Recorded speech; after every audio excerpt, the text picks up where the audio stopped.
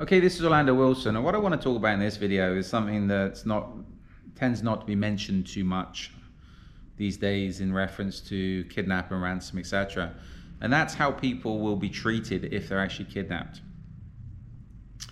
The kidnap and ransom business has been overly glamorized over the last couple of decades, usually due to media, Hollywood movies, social media, etc. It's all very glamorous and polished, etc.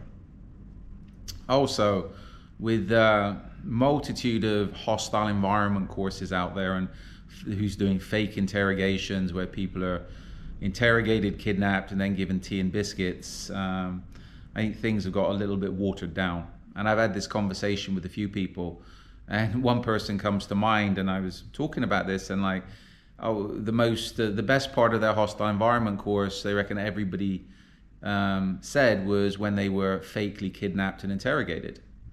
And I think this gentleman has had a little bit of a sheltered life, and I said to him, okay, what did they do? They just got pushed around and shouted at, etc. And when I explained the realities of what will most probably happen if they're kidnapped, they're like, oh, but that's not going to happen, is it? Yes, it is going to happen. And let me highlight a few things as I talk about things in this video.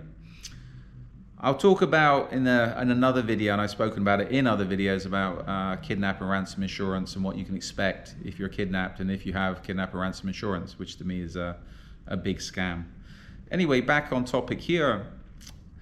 In a kidnapping situation, and I know of a few people that's died during kidnapping attempts and kidnapping situations because they've had heart attacks. They got stressed, etc., had a heart attack then and there, and that's it, it's over. You can expect to experience violence during a kidnapping situation because, again, the kidnappers need to take control of you, and they're not going to be too nice about it. And this is where I say to people about the interrogations on hostile environment courses, etc. And I was like, okay, were you hit? Were you punched? Were you kicked? No. Okay, why not? Well, you can't do that on most courses because then you could be sued, or the police will turn up and you can be arrested because you've assaulted somebody, etc. You know what? The kidnappers aren't really going to be worried about that. If you're kidnapped, and this especially applies to express kidnappings, etc. These days, always, I suppose, you can expect to be sexually assaulted, males and females. There's many cases I know of where the women for sure are going to be raped. That's it. Guaranteed. And you don't have to just worry about the threat from pregnancies, etc., but also STDs, etc. I know of cases where males have been raped as well. Why? To show control. Off topic, I know of one home invasion in a Caribbean island where the home invaders broke into this middle-class couple's house, and they didn't believe that they didn't have more assets than they had.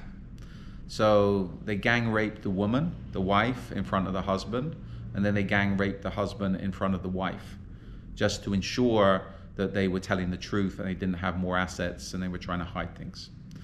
That was also good for that gang because the whole area knew about it. So if they broke into somebody else's house, the locals would be a lot more compliant and give them what they wanted rather than having to go through what that couple went through. I know of cases, I know of one case, again in the Caribbean, where one hostage was very well looked after. He was brought ice cream. He could have whatever food he wanted. He was well taken care of, and yes, a ransom was paid, and he was released. I know of another case in the same area where another gentleman spent his time as he was a hostage until a ransom was paid, and he was lucky to be released. He got beaten badly, especially on the thighs, with the backs of machetes. They pulverized his legs. And he couldn't walk when he was released, and it took him months to be able to walk again. So this is where how people are treated, you can, how can I put it? Don't expect to be put in a hotel room somewhere and be given 3 meals a day and etc. unless you're very, very lucky like that one gentleman.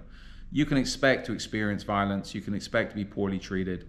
And this is something that a lot of people, especially on the The kidnap and ransom, well, the hostile environment courses are not going to tell you. They might tell you things, but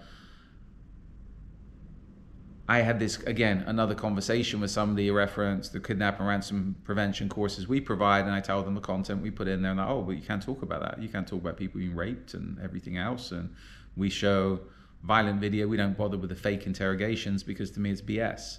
But I've got a few videos I can show people to make you understand why you don't want to be kidnapped. And the person I was talking to come back to me and say, oh, but you can't really show that, you upset people. Okay, I'll leave it there because that sums up the state of the hostile environment training business at the moment, et cetera, where people are more worried about being offended than actually training people to deal with reality. So this is where the emphasis needs to be on not being kidnapped in the first place. If you think the fact that you have a kidnap and ransom insurance policy and people are going to come and rescue you, etc., you're living in a fantasy world, a complete fantasy world. You don't want to get kidnapped in the first place. You think of what could happen to you within an hour, let alone days and weeks, months, etc. And again, if you're kidnapped, there's no guarantee that even if a ransom is paid that you will be released. So the emphasis is on do not get kidnapped. We train people not to get kidnapped. Anyway, follow me along on social media. I've got a lot more of these videos up there to about various aspects of the security business, kidnap and ransom, close protection, etc. I also have an array of books up on Amazon. One specifically talks about kidnap and ransom.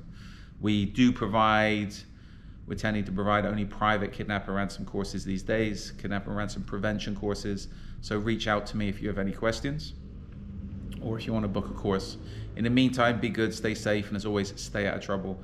And don't believe the propaganda that people's putting out there.